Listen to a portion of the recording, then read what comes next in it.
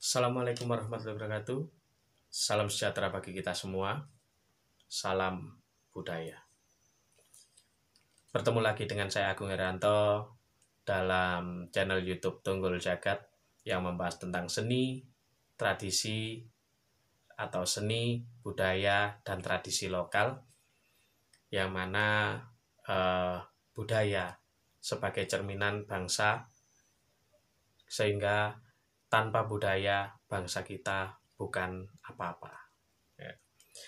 Beberapa waktu ini kita dihebohkan dengan berita-berita yang sampai di telinga kita, sampai di rumah kita, yaitu adanya virus corona yang mampir di Indonesia. Semoga saja hanya mampir dan kembali lagi ke tanahnya, ke asalnya, di mana ini menjadi sebuah wabah, ya.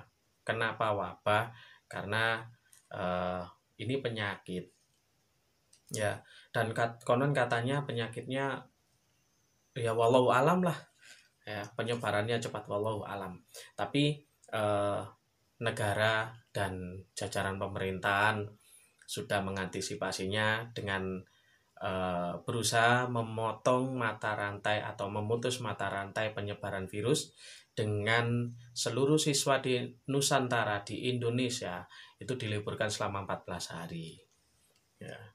Sebetulnya kisah ini atau pagebluk ini, kalau orang Jawa bilang pagebluk, ya, pagebluk itu sebuah wabah atau penyakit yang menyebar dengan begitu cepat dan meresahkan yang jelas.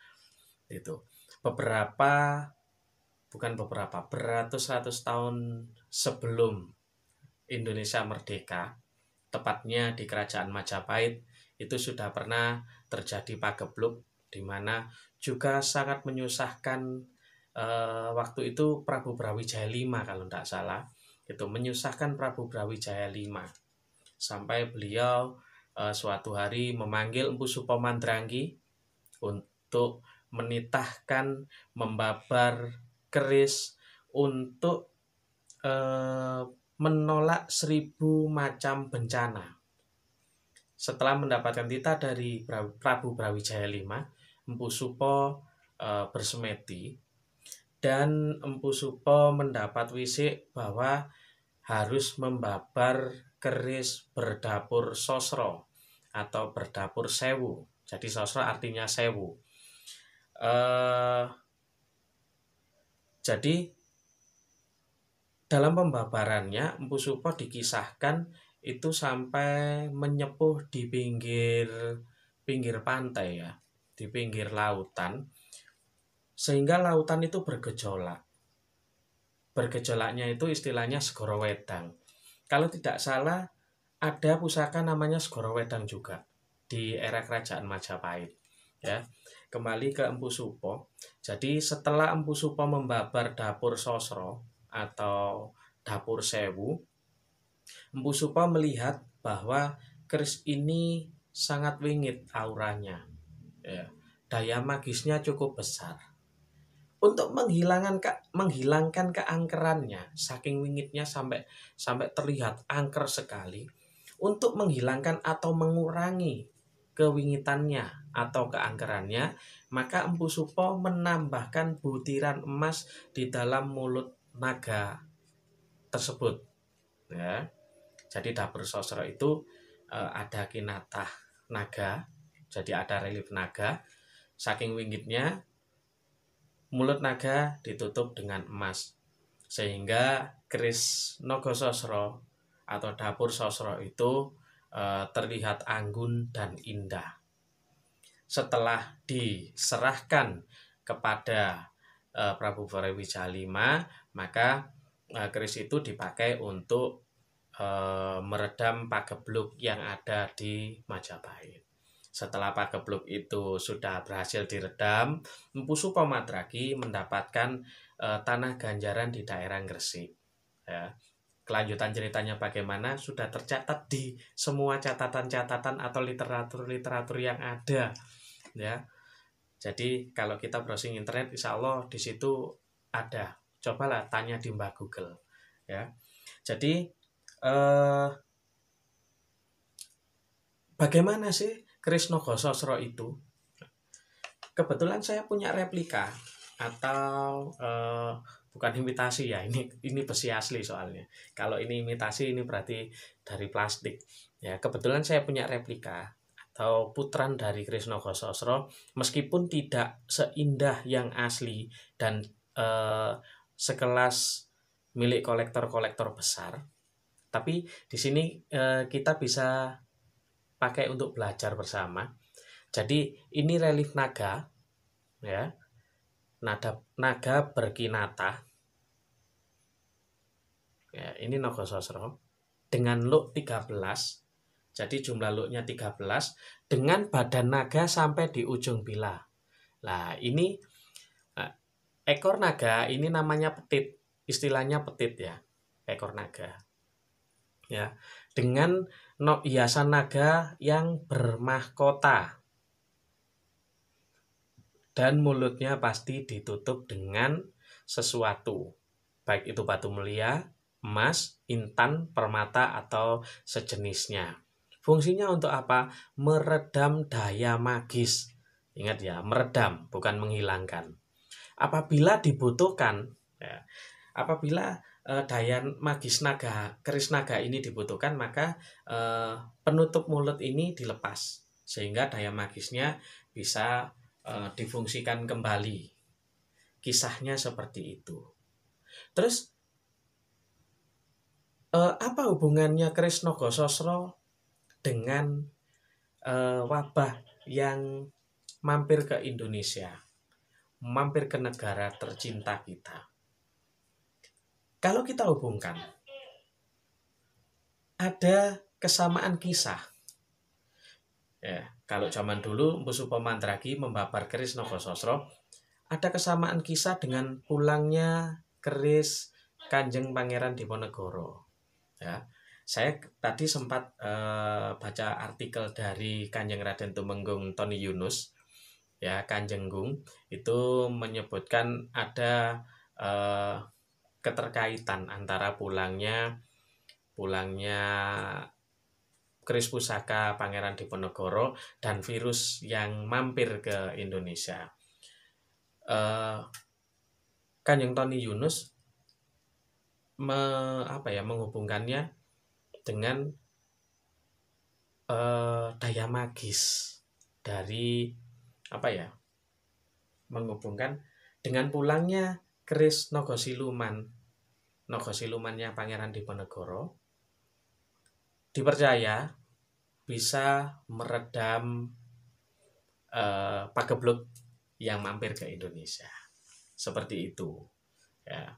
Tapi yang perlu kita ketahui sebetulnya, menelaah kembali kisah dari Prabu Brawijaya V. Sebetulnya harus diartikan ya kisah itu.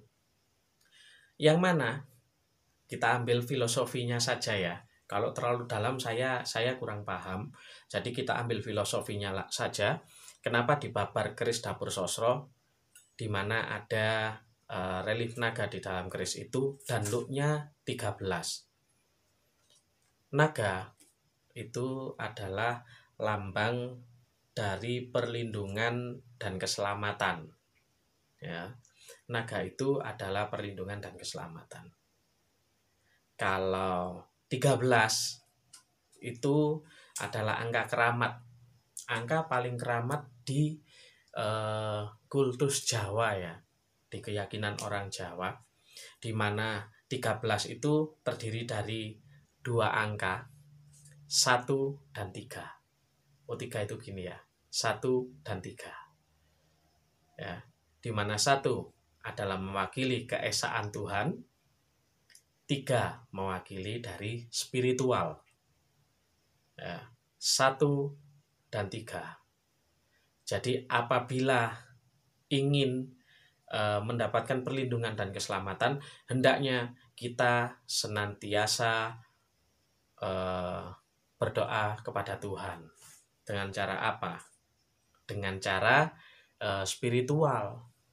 Jadi jangan jauh-jauh dari Tuhan. Ya, sampai Habib Syekh sudah memberikan Berzikirlah dengan ya amanal khaifin aminna mimana khauf, ya amanal khaifin salimna mimana khauf, ya amanal khaifin najina mimana khauf. Itu ada di Rotibul Haddad atau Rotib Al-Haddad. Jadi itu adalah doa memohon perlindungan agar kita tidak was-was, agar kita tidak galau, agar kita tidak bingung ya, dari semua yang ada di sekitar kita, sehingga kita tetap berpegang teguh pada keimanan dan ketakwaan kita. Belajar dari filosofi Nogososro, Nogo hewan naga adalah perlindungan dan keselamatan ya. Jadi perlindungan dan keselamatan. 13 artinya 1 dan 3. 1 dan 3. Jadi semua perlindungan datangnya dari Allah dengan cara kita mendekatkan diri secara spiritual, menguatkan keimanan dan ketakwaan terhadap Tuhan yang Maha Esa. Senantiasa memohon pada Tuhan, memohon keselamatan dan memohon perlindungan, bukan berarti kita harus memohon kepada Sang Naga ya. Jadi terima kasih kepada Kanjeng Raden Tumenggung Tony Yunus atau Kanjeng Gung telah mengingatkan kami terhadap Kris Nogososro, sehingga kami berusaha mencari filosofi dari Kris Nogososro ya. Kris adalah ageman, kris adalah pusaka. Yang namanya pusaka adalah sesuatu yang pernah atau yang bersejarah bagi kita. Kris di era kerajaan Majapahit atau Kris Nogososro di era kerajaan Majapahit bisa menanggulangi wabah, bisa menenangkan, menenteramkan kerajaan Majapahit.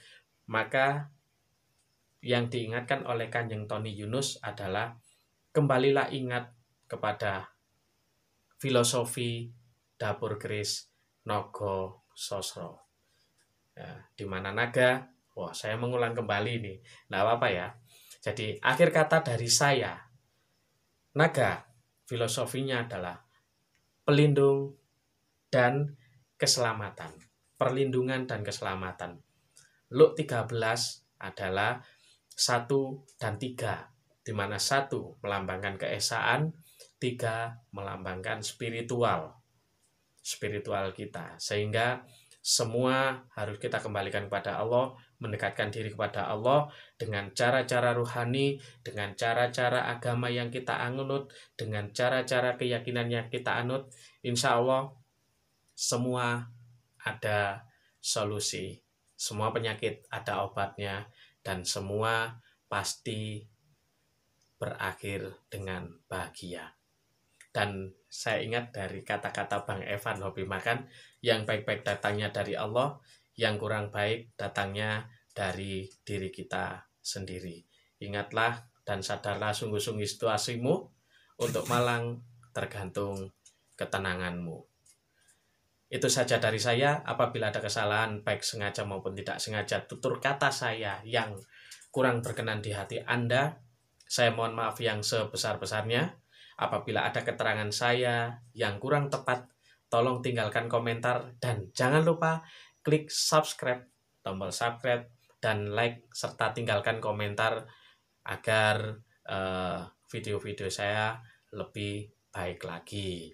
Dan jangan lupa apabila video ini bermanfaat, maka share-lah agar semua orang, semua teman Anda tahu apa yang Anda tahu. Ingatlah, perlindungan semua datang dari Allah. Doa dan harapan itu kita panjatkan kepada Allah. Itu saja dari saya. Sadarlah sungguh-sungguh situasimu, untuk malang tergantung ketenanganmu. Wallahul muwaffiq ila aqwamit thoriq.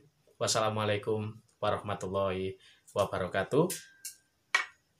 Salam budaya.